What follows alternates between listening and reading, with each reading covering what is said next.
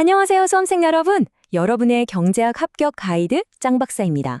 자, 오늘 제목이 화폐승수 vs 신용승수인데, 이름만 들어도 벌써 머리가 지끈지끈 하시죠? 괜찮습니다. 이 복잡해 보이는 개념들을 제대로 이해하려면요. 먼저 금융시장이 어떻게 돌아가는지 그 기초부터 탄탄하게 다져야 하거든요. 그래서 오늘은 바로 그 기초 공사를 하는 시간이라고 생각하시면 돼요. 우리 일상 속 신용카드 이야기부터 시작해서 금융 시스템의 큰 그림까지 시험에 나오는 핵심만 쏙쏙 뽑아서 정리해 드릴 테니까요. 저만 믿고 잘 따라오세요. 자, 그럼 시작해 볼까요? 자, 첫 번째 질문입니다. 우리가 매일같이 쓰는 이 신용카드, 이걸 과연 화폐, 즉 돈이라고 할 수 있을까요? 아마 많은 분들이 에이, 돈처럼 쓰니까 당연히 화폐지 라고 생각하실 거예요. 하지만 경제학에서는요, 정답은 아니오입니다.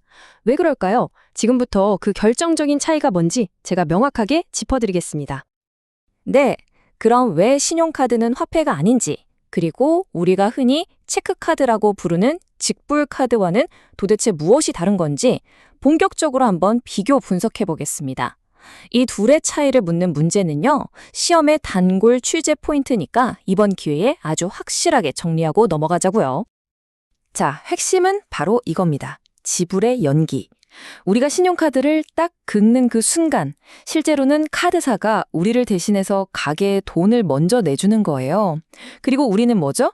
한 달 뒤에 그 빚을 카드사에 갚는 거죠. 그러니까 본질적으로 이건 단기 대출, 경제학 용어로는 여신거래인 셈입니다. 자, 이 표를 보시면 그 차이가 한눈에 들어오죠? 신용카드 대금은 카드사 입장에서 나중에 받아야 할 돈이니까 자산으로 잡히는 거고요. 반면에 직불카드는 여러분의 예금, 즉 은행 입장에서는 언젠가 돌려줘야 할 빚인 부채에서 바로 돈이 빠져나가는 겁니다. 다시 말해서 직불카드는 내 통장 안에 있는 내 돈, 즉 화폐를 직접 쓰는 거고, 신용카드는 카드사의 돈을 잠시 빌려 쓰는 신용거래라는 거죠. 이 근본적인 차이 꼭 기억해두세요.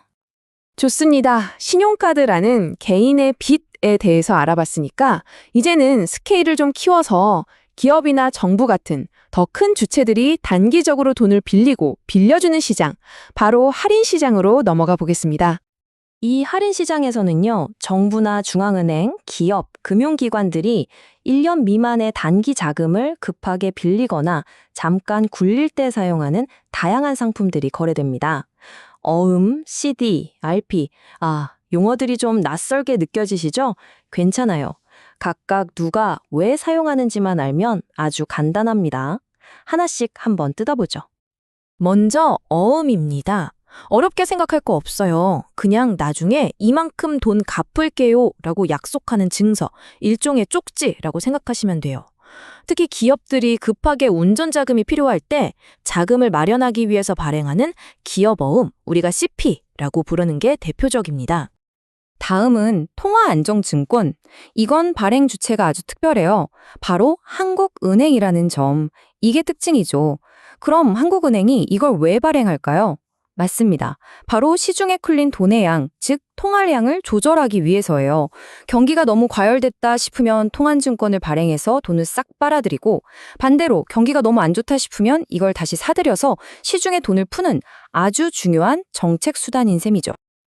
자, 양도성 예금 증서, CD의 핵심 키워드는 뭘까요? 바로 양도입니다. 즉, 다른 사람에게 넘겨줄 수 있다는 뜻이죠.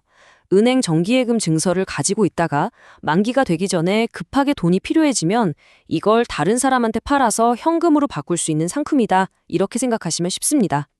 이번엔 IP, 환매 조건 부채권입니다. 여기 핵심은 환매, 즉 다시 사주는 조건이 붙어 있다는 거예요. 금융기관이 잠깐 돈이 필요할 때 가지고 있던 채권을 고객한테 일단 팔아요. 그러면서 약속하는 거죠. 며칠 뒤에 제가 이자 조금 더 쳐서 반드시 다시 사가겠습니다 하고요. 사실상 채권을 담보로 잠깐 돈을 빌리는 거랑 똑같은 구조입니다. 자, 지금까지는 1년 미만의 단기 자금이 오가는 시장을 살펴봤습니다. 이제는 시야를 좀 더 길게 가져가서 기업들이 설비 투자처럼 아주 큰 돈을 그것도 길게 조달하는 시장, 바로 자본시장, 다른 말로는 증권시장으로 가보겠습니다. 기업이 새로운 공장을 짓거나 대규모 연구개발에 투자하려면 수백, 수천억 원의 정말 큰 돈이 필요하잖아요. 이런 장기 자금을 마련하는 곳이 바로 이 증권 시장입니다.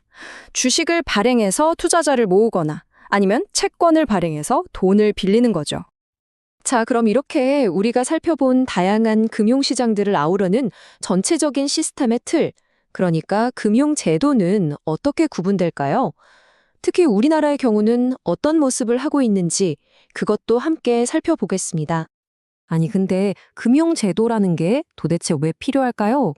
핵심은 정보 비대칭과 거래 비용 이 두 가지 문제를 해결하기 위해서입니다. 예를 들어서 은행은 돈을 빌리려는 사람이 과연 빚을 갚을 능력이 있는지 없는지 정확히 알기가 어렵잖아요. 이런 정보 격차에서 오는 위험을 줄이고 돈이 꼭 필요한 곳에 효율적으로 흘러가도록 규칙과 시스템을 만드는 것, 그게 바로 금융제도의 역할인 겁니다. 금융제도는 크게 두 가지 기준으로 나눌 수 있어요. 첫째는 주식이나 채권 같은 자본시장이 중심이냐 아니면 은행이 중심이냐에 따라서 시장 중심과 은행 중심으로 나뉘고요. 둘째는 한 금융회사가 은행, 증권, 보험 업무를 다 같이 할 수 있느냐, 즉 겸업주의냐, 아니면 각각 따로 해야 하느냐, 전업주의냐에 따라 구분됩니다. 그렇다면 우리나라는 어떨까요? 우리나라는 미국, 일본과 함께 은행은 은행 일만, 증권사는 증권 일만, 보험사는 보험 일만 하는 업무가 분리된 전업주의를 채택하고 있습니다. 이거 객관식 문제 보기로 정말 자주 등장하니까 한국은 전업주의 이렇게 확실하게 암기해 두셔야 합니다. 아셨죠? 네, 오늘 신용카드부터 시작해서 금융제도의 종류까지 정말 많은 개념들을 단숨에 살펴봤습니다. 머릿속이 조금 복잡하게 느껴지실 수도 있을 것 같아요. 맞아요. 특히 경제학은 낯선 용어들이 많아서 처음에는 어렵게 느껴질 수밖에 없습니다. 하지만 오늘 배운 내용처럼 하나씩 하나씩 차근차근 정리하다 보면요, 흩어져 있던 점들이 연결되면서 어느새 전체적인 그림이 보이게 될 겁니다. 그러니까 절대 포기하지 마세요. 여러분이 합격 통지서를 손에 쥐는 바로 그날까지 저 짱 박사가 여러분 곁에서 가장 든든한 페이스메이커가 되어서 끝까지 함께 달리겠습니다. 오늘 배운 내용 중에 궁금한 점이 생겼다면 혼자 끙끙 앓지 마시고 네이버 카페 짱박사 경제학 스터디를 찾아주세요. 거기엔 여러분과 같은 길을 걷는 수많은 동료 수험생들의 질문과 답변들이 쌓여 있고요. 또 저와 능력 있고 친절한 우리 조교님들이 여러분의 질문을 기다리고 있겠습니다. 그럼 다음 시간에 더 유익한 내용으로 다시 뵙겠습니다. 여러분 힘내세요.